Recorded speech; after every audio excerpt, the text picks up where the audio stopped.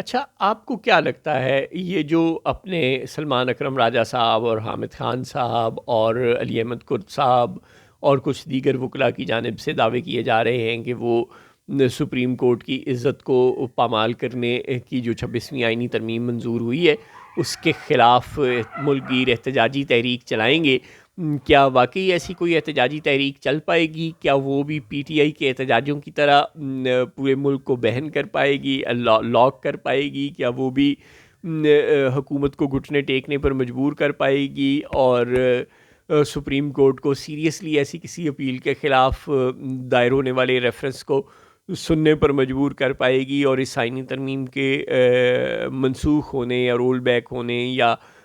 Parliament کو واپس reconsider کرنے کے لیے بھیجنے کے کوئی امکانات روشن ہو پائیں گے؟ میرے والوں تو نہ ہی سمجھو، کم از کم اس وقت تک تو وکلا میں ایسا کوئی دم خم نظر نہیں آ رہا، کیونکہ اس وقت ملک میں جبر نے اور طاقت نے بری طرح سے پنجے گاڑے ہوئے ہیں۔ جو آواز اٹھاتا ہے اس کو غائب کر دیا جاتا ہے، اس کو بہت بری طرح سے مارا پیٹا جاتا ہے، اس کے ساتھ بہت ظلم روا رکھا جاتا ہے۔ زین قریشی اور ان کی اہلیہ کے ساتھ جو ہوا وہ قابل مذمت ہے، ایسا نہیں ہونا چاہیے تھا۔ جن 5 ایم این اے سے زبردستی ووٹ ڈلوایا گیا وہ قابل مذمت ہے۔ جن خواتین اراکین پارلیمنٹ کے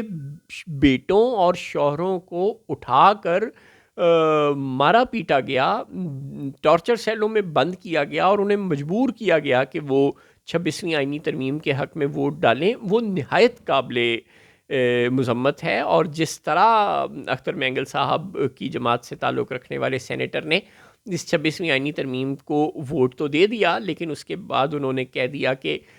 اس ایوان میں اب میں ان لوگوں کے ساتھ کس طرح بیٹھوں جن کو میرا دیکھنے تک کو دل نہیں کرتا، یعنی حکومتی بینچز والے، اور انہوں نے دل برداشتہ ہو کر ریزائن کر دیا سینیٹرشپ سے۔ تو بے شک بعد میں ان سے پھر بیان دلوا لیا گیا، وہی کمشنر والا کھیل ہے۔ یہ کھیل پاکستان میں بہت پرانا کھیلا جا رہا ہے۔ جب انہوں نے اختر مینگل کے ساتھ پریس کانفرنس کر دی تو بعد میں پھر اہل قوت نے ان سے زبردستی بیان دلوا دیا کہ آپ کہیں کہ اختر مینگل نے میرے سے زبردستی پریس کانفرنس کروائی تھی، اور اس بیچارے نے کہہ دیا۔ ظاہر ہے اس کو اپنی زندگی عزیز ہے، ایک بوڑھا آدمی ہے، اور وہ کس طرح مار پیٹ اور پھینٹیاں برداشت کر سکتا ہے؟ اس نے جب سیاست سے ہی توبہ کر لی اور جان چھڑوا لی اور خاموشی سے اپنے گھر چلا گیا، تو وہ کیا کرتا؟ بین ہی اختر مینگل صاحب کی جماعت سے تعلق رکھنے والی خاتون سینیٹر، جن کو پولیس کے پہرے بلکہ گھیرے میں لایا گیا، تقریباً حالت قید میں ہی ان کو پارلیمنٹ ہاؤس لے جایا گیا اور پھر ان سے ووٹ لیا گیا۔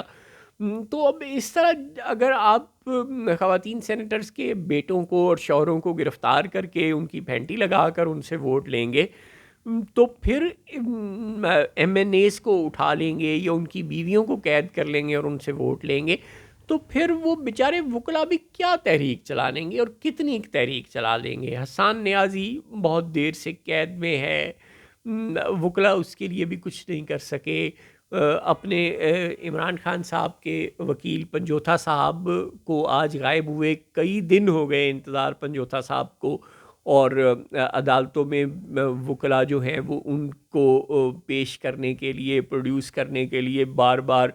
چکر کاٹ رہے ہیں، لیکن کوئی سنوائی نہیں ہوئی۔ تو پھر اگر ایسی کوئی تحریک چلائیں گے تو ان کے ساتھ بھی برا ہوگا۔ تو جب ملک کا نظام ہی طاقت سے، جبر سے اور ظلم سے چل رہا ہے، ڈنڈے سے چل رہا ہے،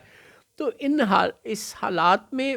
لوگ کیا سڑکوں پر نکلیں گے اور کیا عوام کے حقوق کی بات کریں گے؟ ظاہر ہے سب نے یہی سوچا ہوا ہے کہ جتنی خاموشی سے اور عزت سے زندگی گزر جائے بس گزار لو۔ جب اہل قوت نے یہ فیصلہ ہی کر لیا ہے کہ اس ملک کو سرزمین بے آئین ہی بنا کر رکھنا ہے، کسی آئین، کسی قانون، کسی اصول کے تحت نہیں چلنے دینا اور صرف ڈنڈے کے زور سے ہی چلانا ہے،